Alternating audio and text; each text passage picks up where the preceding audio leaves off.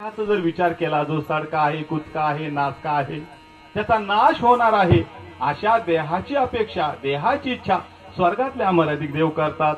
आणि स्वर्गातल्या अमराधिक देवांच्या देहाचा जर विचार केला तर जन्म मरण ज्यांना माहित नाही, वृद्धापकाळ ज्यांना येत नाही, ज्यांची सावली पडत नाही, सुगंधयुक्त ज्यांचं शरीर आहे, ज्यांच्या शरीराची दुर्गंधी येत नाही, जे अमर आहे, असे असणारे स्वर्गातले अमरदेव या मृत्यू लोकांमधल्या मानवी देहाची इच्छा करतात. निश्चितच हा मानवी देह अनमोल असला पाहिजे आणि दुर्लभ अनमोल असणारा मानवी देह तुम्हा आम्हाला प्राप्त झाला, म्हणून धन्य आम्ही जन्मालो.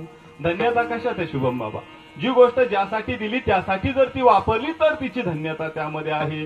आता या ठिकाणी तुमच्या समोर मृदंग आहे, हा जर कीर्तनामध्ये भजनामध्ये वाजवला तर याची धन्यता त्या मृदंगामध्ये आहे.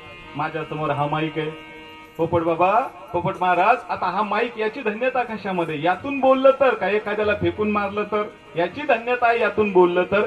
तद्वत मानवी देहाची धन्यता कशामध्ये आहे? ज्यासाठी तो देह दिलेला आहे त्यासाठी जर तो वापरला तर त्याची धन्यता त्यात आहे. आणि तुकोबाराय सांगतात, हा देह कशासाठी मिळाला?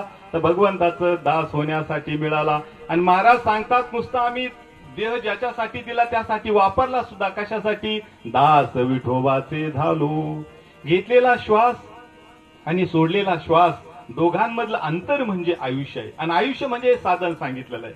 गणेश महाराज, इथून जर आपल्याला वैजापूरला जायचं असेल तर मोटरसायकल रूपी साधनाचा वापर करावा लागेल.